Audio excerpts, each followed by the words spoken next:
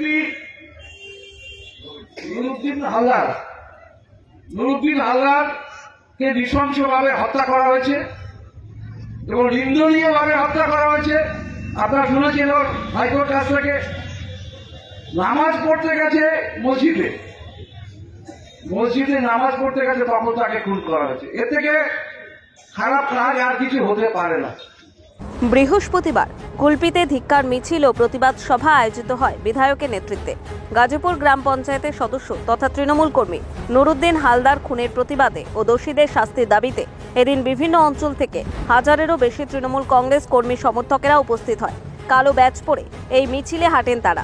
আজ এই ধিক্কার মিছিলে যতটুকু নিয়ে হচ্ছে সব আমার এই টাকা ওনার খুনের দাবিতে আমরা এই ধিক্কার মিছিলে সব সম্মিলিত হয়েছি। আমরা কেউ কোনোদিন ভাবিনি যে আমাদের টাকাকে হারাবো বা আমাদের ক্লাব সদস্যকে আমরা হারাবো।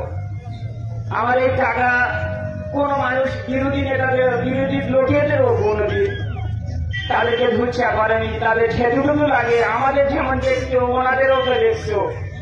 ওই টাকাকে মসজিদের ভিতরে মারবে, মুসলমান হয়েও মুসলিমের মসজিদের ভিতরে ঢুকে মারছে, এদেরকে মুসলিম বলা। আমাদের হিসাবে এরা মুসলমান নয়, এরা কুখ্যাত আতঙ্ক ও সন্ত্রাসবাদী।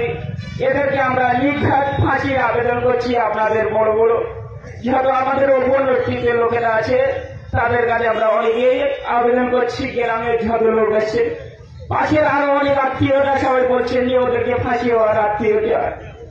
এদিন বিকেলে প্রথম কুলপির 117 নম্বর জাতীয় সড়কে দৌলতপুর কাণ্ডের প্রতিবাদে ধিক্কার মিছিল করা হয়। পরে কুলপি ব্লক অফিসের পাশে প্রতিবাদ সভা আয়োজিত হয়। সেখানে নিহত নুরুদ্দিন হালদারের প্রতিকৃতিতে মাল্যদান করেন বিধায়ক সহ উপস্থিত তৃণমূল কংগ্রেসের কর্মী সমর্থকরা। পাশাপাশি এই প্রতিবাদ সভা মঞ্চে উপস্থিত ছিলেন নিহতের পরিবারের লোকজনেরাও।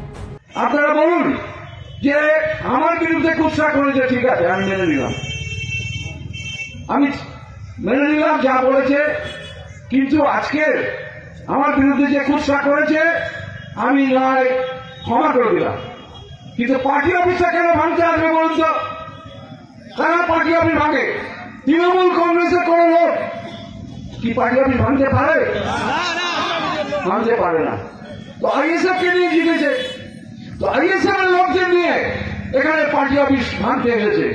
আমি তাই প্রশাসনের কাছে দাবি করব যে আমাদের ফুটেজ আছে, আমাদের ছবি আছে, কারা সেদিন এই পার্টি অফিস ভাঙতে এসেছিল সেই লোকগুলোকে অ্যারেস্ট করতে হবে অনতিবিলম্বে।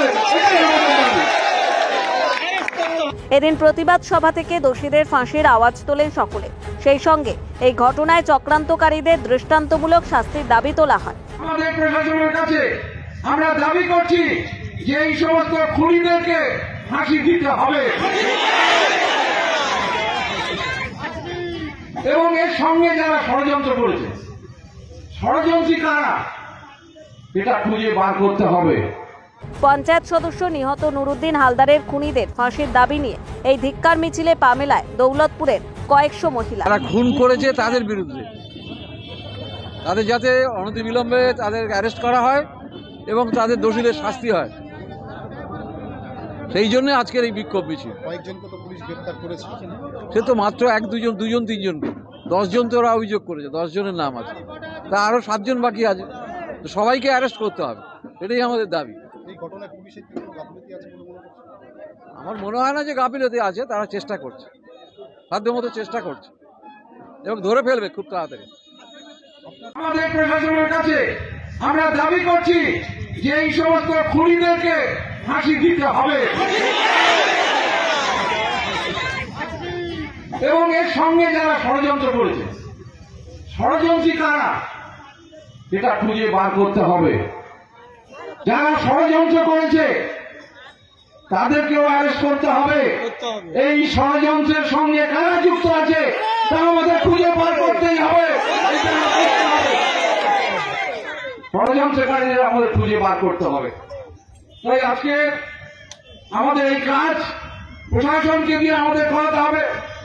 প্রশাসনের কাছে আমাদের এই দাবি এবং প্রকাশ্যে সকলের সামনে তুলে হয়েছে দেখেছে সেটা। তারপরে কেন সেই খুনি সাজা পাবে না তা আমরা বুঝতে পারছি না। ব্যুরো রিপোর্ট, নিউজ দিগন্ত বার্তা।